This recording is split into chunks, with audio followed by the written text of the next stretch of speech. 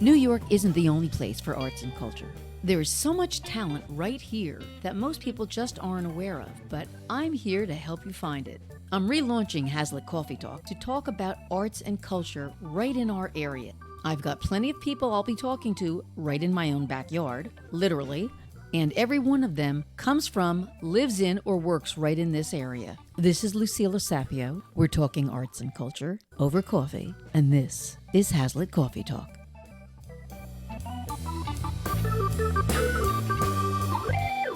So I'm here talking to Geoff Shields, and Geoff I have known for years. Mm-hmm. He's a professor. Yeah. He's a speech specialist. He's a producer and an actor. Yep. What do you do in your spare time? Yeah, I teach at Brookdale, and I also teach up at Montclair and for Kane. You've had over 30 years of acting experience, so you must have had some bad roles in your professional career. Yeah. Several moments spring to mind. Yeah, it's true where you you kind of don't want to come out from backstage after the show. Yeah. I did a show once, Modigliani. Oh my God, did we have problems? But there was just some issues reaching the audience with it. It was a tough one. As actors, we like to blame the audience when we don't get good response. Like, oh, it was a bad audience. I don't know how you feel about it. That's on us. That's our job, is to feel it and make the adjustments. And that's something you were really good at, was keeping the pace up. And it's all about picking up cues and getting out. It's a good measure of whether somebody has it together or not. Yeah. So of all those roles that you play, which is your favorite? I'm working on a one-man show, and I've done it actually a bunch of times in various forms. But it's called Junk Drawer. The writing and then performing and then going back and doing the rewrites, and I really love that. I feel at home when I'm doing that. And what I've found doing that, when you're writing your own material, for me anyway, and it might sound like I'm insane, but it feels almost like I'm transcribing or something. I'm listening. You're in it. It's just stuff is coming into my head and it's coming out, and then I go back later to see, okay, well, how much of this is just too many words? But it's not about making a plan and executing it on paper as much as sitting down, getting in tune with the situation. And then just letting the words come out in it, and it's worked really well. What's your favorite memory of having worked in the Dam site? Do you know? And for those who don't know, the Dam site was in Tinton Falls. Right. And it's now called the Grist Mill, or is it something else now? I think it's moved on to some other. Is it MJ's? Oh, at MJ's. That's right. It is MJ's. MJ's. Right.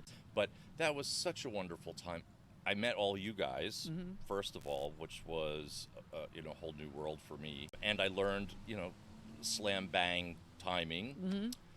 But I remember that afterwards we would go downstairs and have free burgers and like a beer or something, right? Yeah. And we got paid. Yeah. We got paid like $20 a night, I think. No. We got $5 a night. Oh, $5. Remember there was somebody that played the piano downstairs? I remember that there was somebody, yeah. That was Tim McClune. Get out! I had no idea. Yeah, that was Tim McClune. Oh, wow. He played the piano downstairs at the Dam site. I think it's hard to figure out what we would do if we started in drama. Right. But I would posit to you that it's much more difficult to do comedy than drama. Yeah. Because with comedy, you're really doing drama.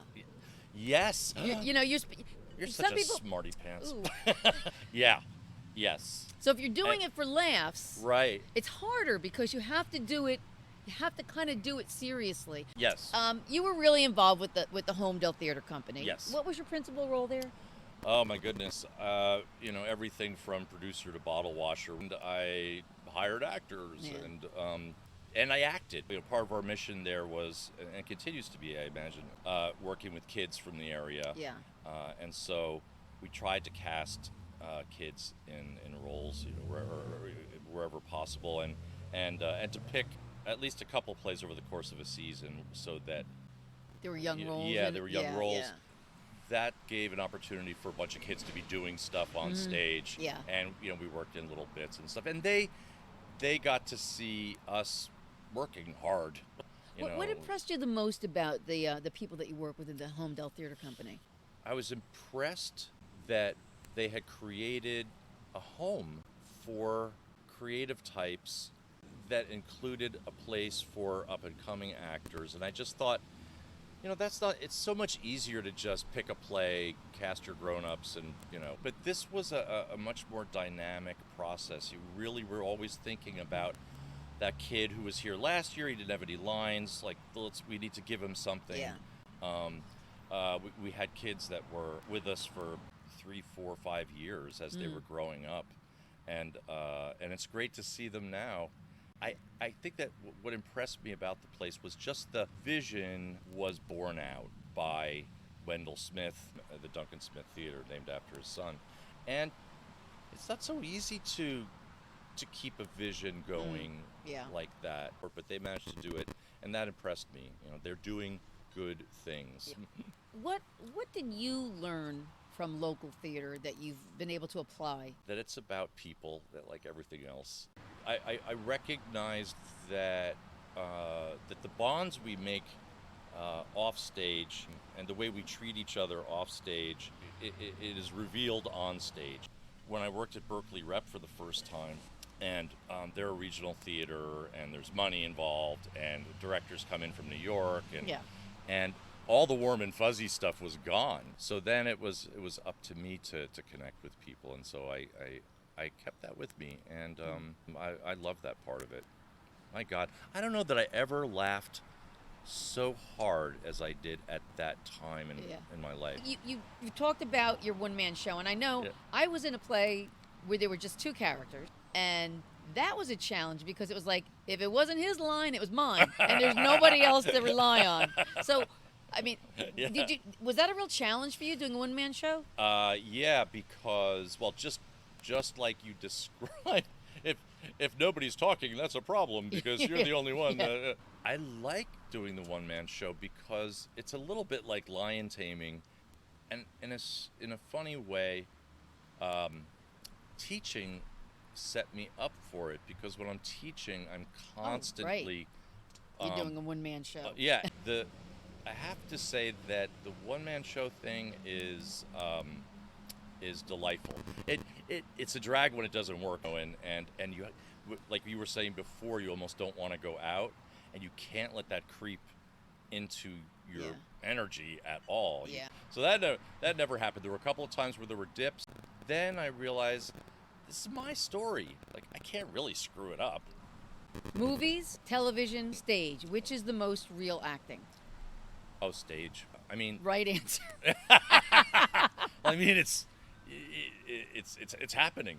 It's alive. Yeah. And you can't go back and do it over. Do you have anything you want to promote? Yeah, the Junk Drawer show has been sort of my obsession for the last few years. I came up with this show based on pulling items out of the junk drawer.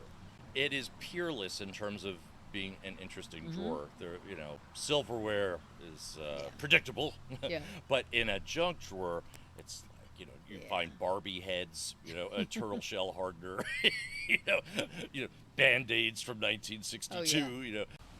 The junk drawer has all that weird stuff in it because there's an unspoken agreement among the people in the household that I'm going to put some weird shit in here, and you're not going to bug me about it, and I'm not going to bug you about the car key that doesn't have a car. This is where we park our crazy for safekeeping. Are you going to be performing it anywhere? Well, I was supposed to be performing it in LA in March. I've decided I'm just going to start performing it and putting it up on casting it, or on YouTube. What would, if someone told you that they wanted to pursue a career, let's say in acting, what kind of advice would you give them? Well, that you can't let anything else get in the way, and that's a tough one, right? Because that can include marriage, babies, things that all of your friends are doing. like, procreation in general. Earning money. Yeah, earning money. Like, you have to really be committed to making that your priority. So that, for me, is really the big question. Almost before I even consider the talent thing, is if you want to make a living at this, it means to the exclusion giving of up everything else. Yeah, yeah. You've got to be able to run around to do auditions. I always have had one foot in that world, but I'm also aware that, I had to make money, and I fell in love, and I have triplets, sons, and so that I managed to keep doing shows actually for a while, even after they were born. But at a certain point, you just can't do it at the same pace anymore. Unless you're utterly focused, you find yourself in a position where if you have kids or something, you can't just say, Daddy's going to stop working for a while and see if he could get cast in something, right? I love working on stage with hardworking actors like that come in. They're always kind of pushing you a little bit, not in a rude way, but just because they come in with something new, a fresher look, and it makes you up your game. It's like playing tennis with somebody that's a little better, or something like that. Yeah, I've done it because I like to act. I really love to act, and I'm always like, oh, I'm getting paid. Right. Yeah. And to me, that says you really love what you're doing. If you're like, oh, I'm getting paid, I didn't even remember I was getting paid. Right. There's a difference between acting for a career and acting because you love it. I mean, you might be able to combine the two. That's interesting. You're right, because there's a kind of business. It comes, becomes business. Yeah, and I think that's true for any art. Yeah. If you want to be an artist, you have to either be willing to make almost no money.